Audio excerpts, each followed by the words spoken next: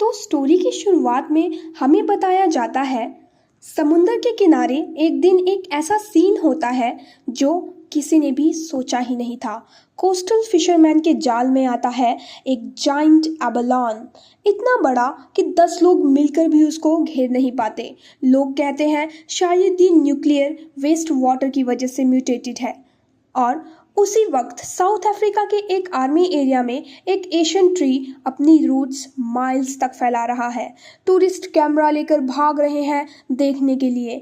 अर्थ के अंदर क्रैक्स आते हैं और कुछ लोग बोलते हैं कि ये एबनॉर्मल अर्थ पल्स है।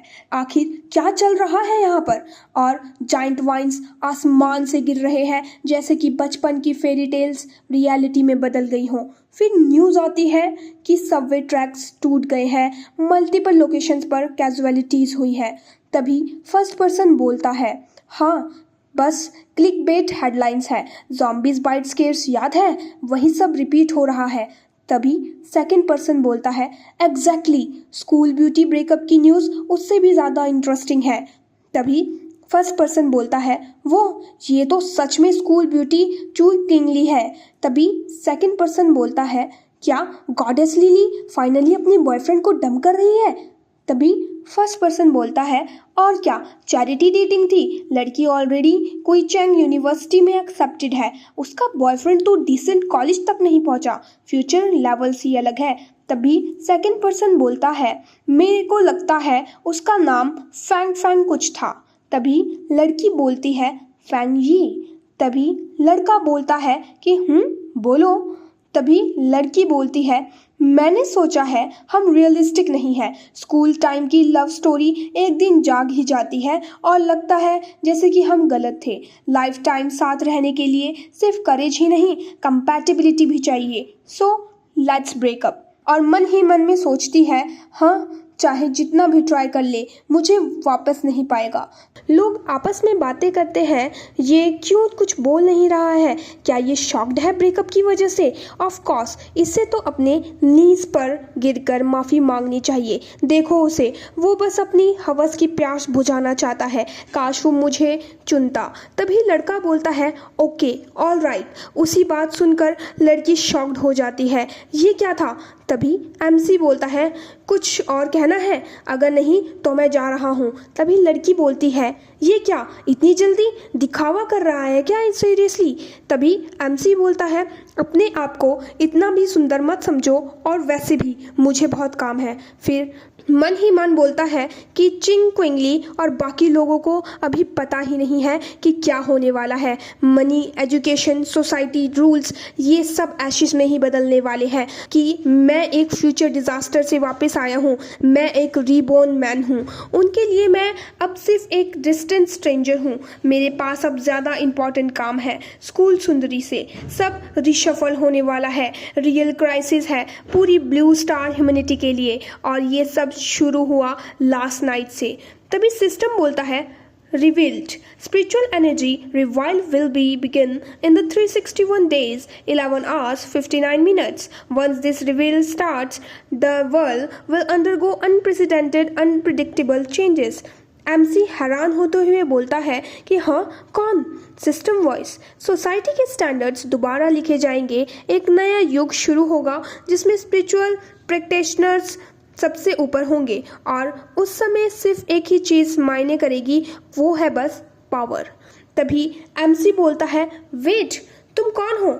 तभी सिस्टम बोलता है, ये सिस्टम यूनिवर्स के अंत से आया है। इसमें टॉप टियर एल्गोरिदम है जो कि कॉस्मिक सीक्रेट से जुड़े हुए हैं। तभी जो भी होस्ट किसी स्पिरिचुअल मटेरियल को टच करेगा, ये सिस्टम ऑटोमेटिकली नई कल्टीवेशन टेक्नोलॉजीज जनरेट करेगा। तभी तक अवेलेबल टेक्नोलॉजीज 0 है। तभी एमसी बोलता है, ये क्या है? ये तो मेरा ओल्ड सेल्फ है। तभी सिस्टम बोलता है, ये तुम्हारा आखिरी पल था, एक नॉर्मल इंसान की तरह, और साथ ही ब्लू स्टार पृथ्वी के बिलियन लोगों की किस्मत भी इसी पल से जुड़ी हुई थी।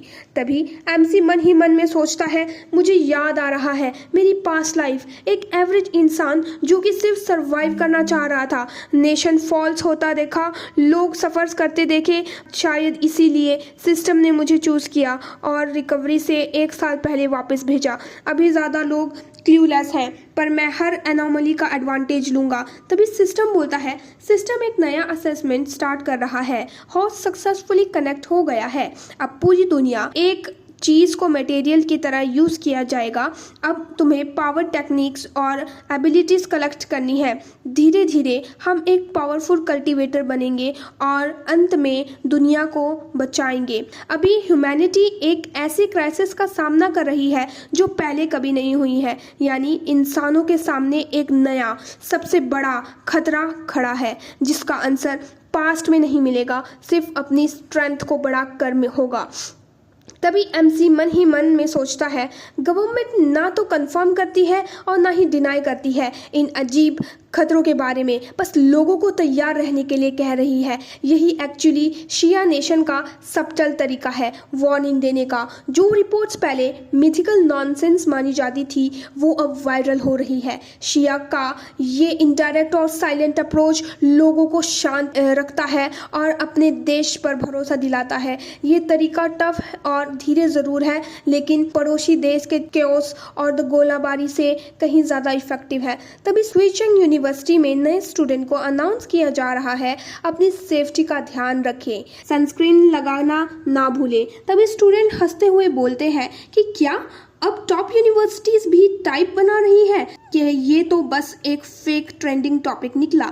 तभी एमसी बोलता है, वेट, वेदर डिफरेंस इतना, सिर्फ 15 मिनट ड्राइव और इतना यूवी, कुछ अजीब ही है।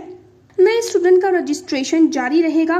कृपया नॉर्थ गेट के बच के रहें क्योंकि वहाँ पे यूवी वार्निंग है। बाकी सारे एंट्रेंस के लिए खुले हैं। क्लासमेट्स बोलते हैं, क्या क्लाउडी स्काइज पे यूवी भी होता है? दूसरे क्लासमेट्स बोलते हैं, लगता है फोटोशॉप किया है, बिल्कुल फेक, डैम। तभी एमसी बोलता है, जब पहली बार अजीब घटनाएं होती हैं तो ज़्यादातर लोग बस यही सोचते हैं कि ये कोई स्टंट या ट्रिक है। सिर्फ मुझे पता है कि ये मेरा फर्स्ट अपॉर्चुनिटी है। तभी कुछ टाइम बाद हमारा एमसी क्विंचेंग यूनिवर्सिटी का नॉर्थ गेट पर पहुंचता है और वहाँ के हालात देखकर बोलता है कि यहाँ सबसे कम भीड़ है, कुछ तो डेफिनेटली गलत है। तभी सिस्टम बोलता है, मूव वरना रोस्ट हो जाओगे। तभी एमसी देखता है, ये क्या है? तभी एमसी एनर्जी को टच किया और एनर्जी रिएक्ट करने लगी। तभी सिस्टम बोलता है, यंग एट्रीब्यूट में इंटेंस फ्लक्चुएशन डिटेक्ट हुई है। अब यंग एट्रीब्यूट का डाटा टेम्पलेट अनलॉक हो रहा है। सो गाइस, इसके साथ हमारा आज का चैप्टर खत्म होता है और कल मिलेंगे एक और न्यू चैप्टर के साथ। सो बाय, टेक केयर।